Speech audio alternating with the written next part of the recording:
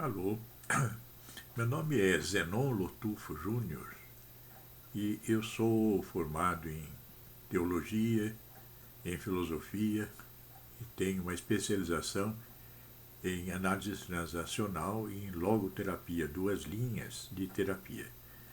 E tenho também um doutorado em psicologia da religião. E eu quero compartilhar com vocês algumas leituras, alguns textos. Talvez a maior parte não seja de minha autoria, vamos ver aí pela frente, mas alguma coisa que eu mesmo escrevi. E a ideia é compartilhar com vocês alguma coisa que a mim me fez muito bem quando eu li, e eu costumo ler de vez em quando como uma forma de me sentir mais motivado, mais disposto psicologicamente. O primeiro texto que eu quero ler aqui com vocês, vamos dizer, contar para vocês como uma história, é um livro que se chama Histórias Favoritas de Fé Positiva.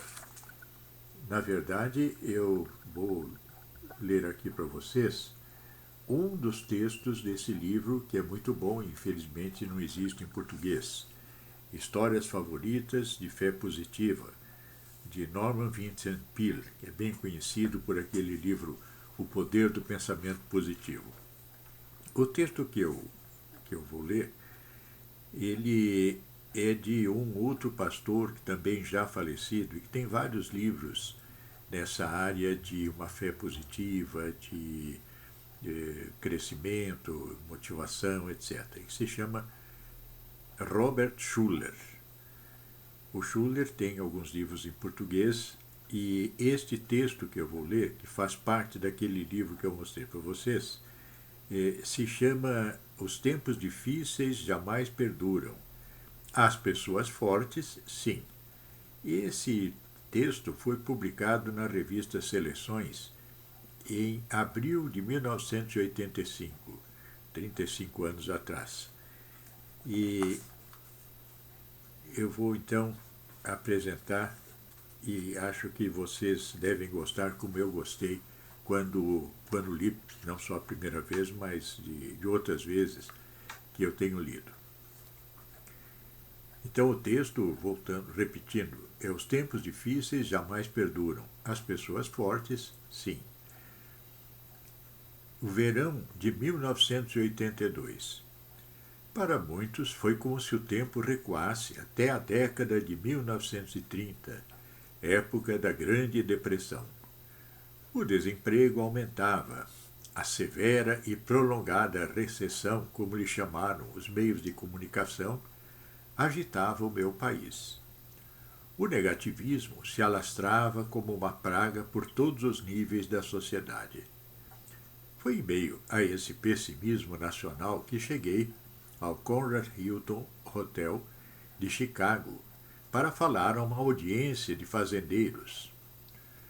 Como principal responsável por um programa religioso de televisão em 197 estações, viajo de costa a costa fazendo palestras. Sentia-me particularmente fascinado por este encontro, por eu ter nascido e haver me criado numa fazenda do Iowa. Estava ansioso por entrar em contato com a gente da terra que eu deixara havia 40 anos. O meu caloroso sentimento de antecipação extinguiu-se rápido com a vista de alguns sombrios fazendeiros que me receberam com um entusiasmo muito contido. Dr. Schuller, obrigado por ter vindo. Há aqui 3.000 pessoas à sua espera. Essa gente está atravessando tempos difíceis. Eles não estão a fim de ouvir histórias engraçadas. Não querem um tapinha nas costas. Muitos estão perdendo as suas fazendas. Precisam de ajuda. E, mais do que tudo, precisam de esperança. Dê-lhes isso. Vocês veem uma situação que guarda bastante parentesco com aquela que nós estamos vivendo agora, em função do tal do coronavírus. O bom homem prendeu-me um microfone lá na perna do terno enquanto o mestre de cerimônias me apresentava. As 3 piadas que eu preparara para animar a assistência pareciam descabidas. Caminhei através do palco sem a menor ideia de como começar. Por um momento, andei calmamente, tentando pôr em ordem meus pensamentos. Disseram-me que vocês estão atravessando tempos difíceis, comecei. É verdade? A pergunta deu-me tempo para uma pausa dramática. Frequentemente, uma tábua de salvação para um orador.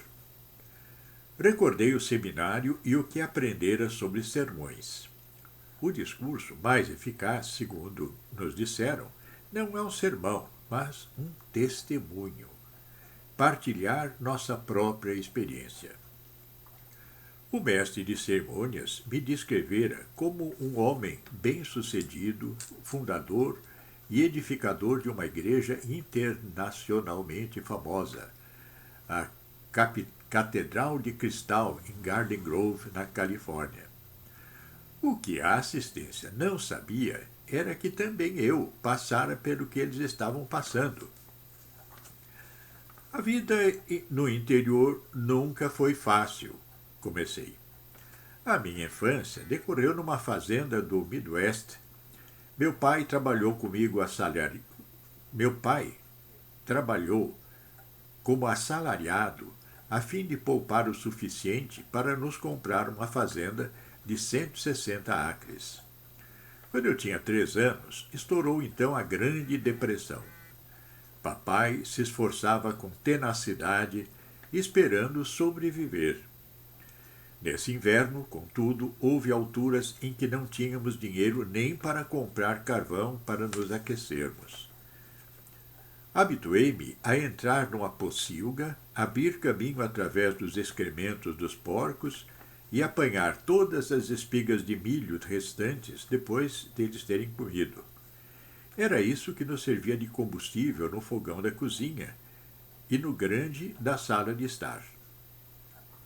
E eram pequenas gretas no teto que deixavam passar algum calor para os quartos do andar de cima.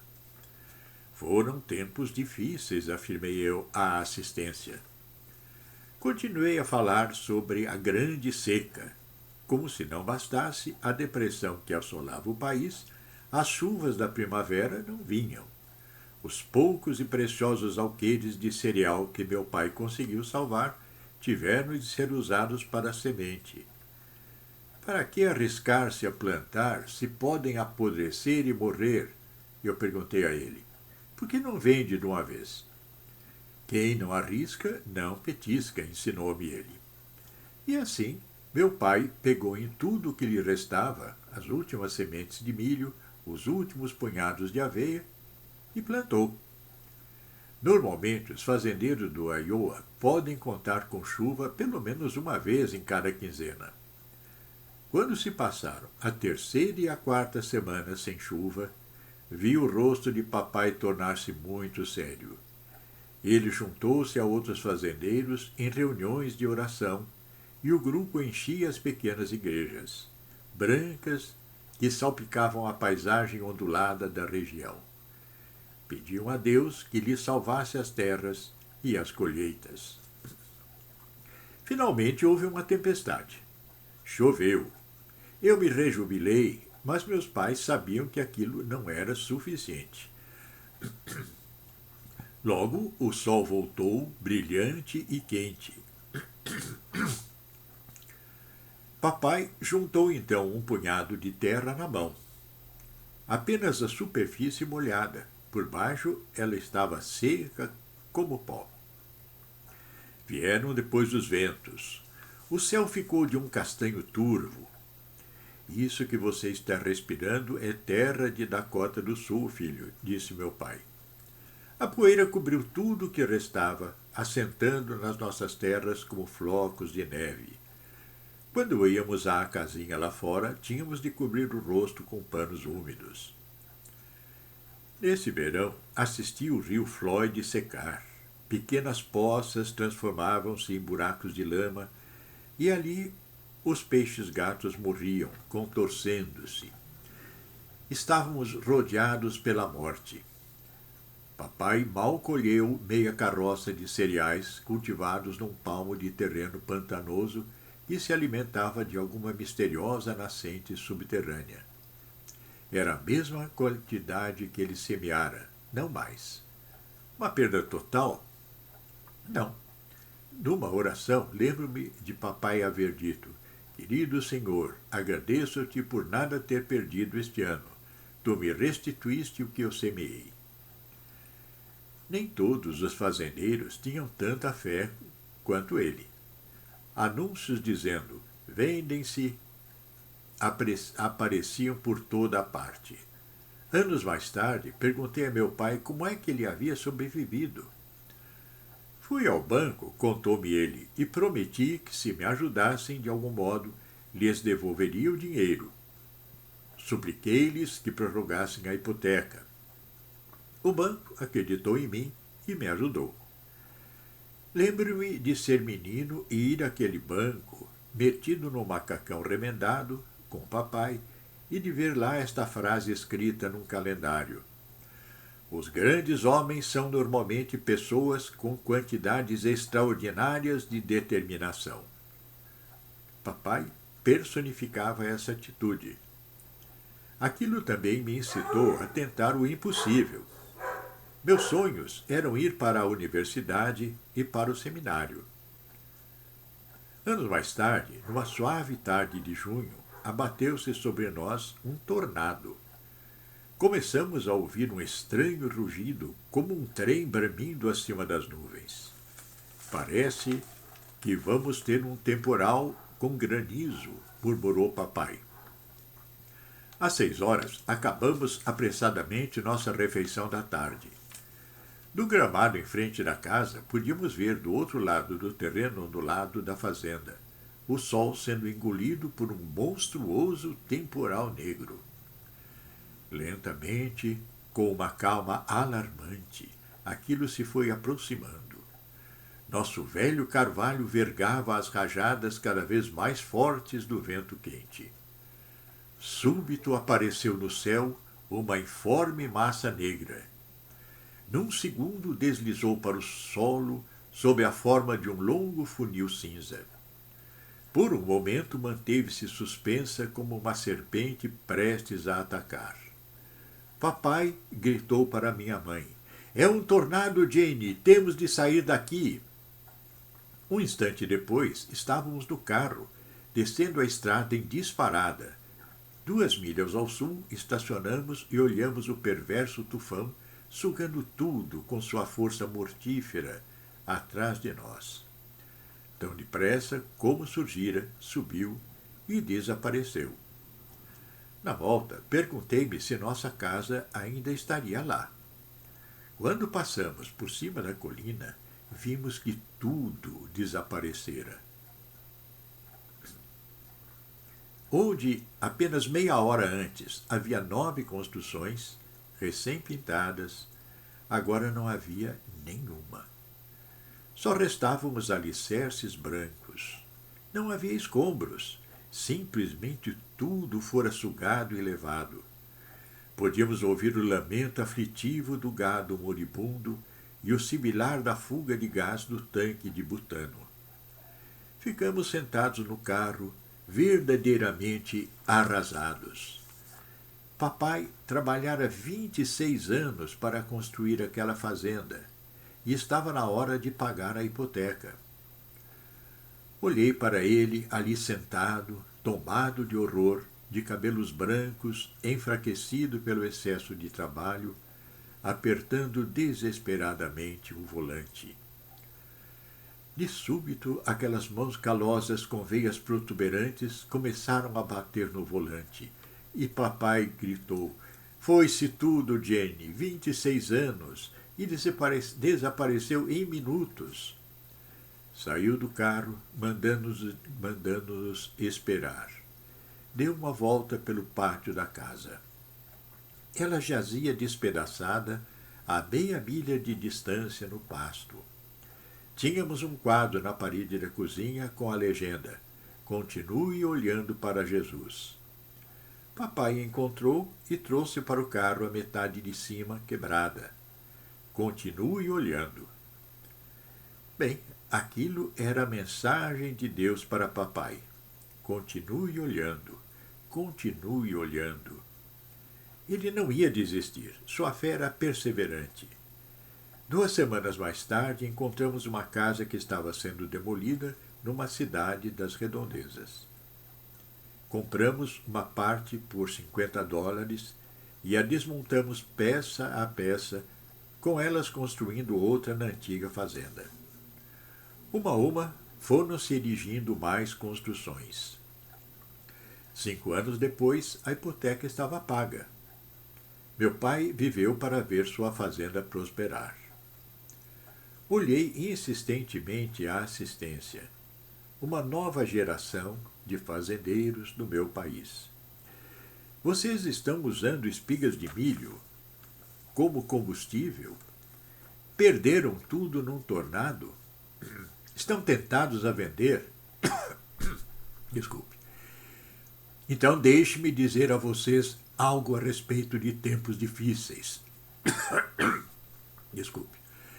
Eu não fazia a menor ideia do que lhes ia dizer aqui acerca de tempos difíceis. Sentia que me colocara num beco sem saída. Andei para frente e para trás, orando em silêncio. Fiquei pasmado ao ouvir a frase que se seguiu sair da minha boca. Estou convencido de que veio de Deus.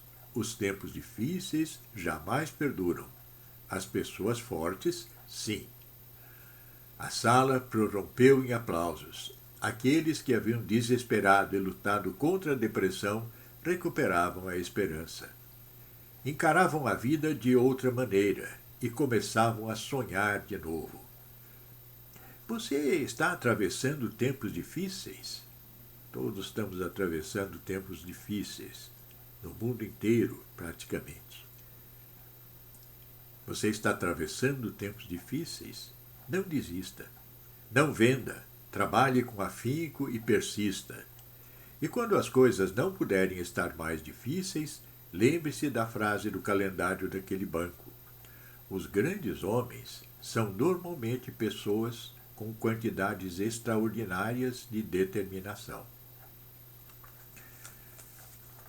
A gente manter essa firmeza, essa esperança, como ele diz aí, de estar olhando para frente e de manter os sonhos, é alguma coisa absolutamente vital, qualquer que seja a situação que a gente esteja vivendo. E espero que esse texto que eu li possa ser útil para que você mantenha os seus sonhos, mantenha a sua confiança, encare as dificuldades com todos os recursos que você tem, que pode buscar em Deus para atravessar esse período difícil, de tal forma que lá na frente, olhando para trás, você diz, foram tempos difíceis, mas nós vencemos. Que Deus abençoe você e todos os seus queridos.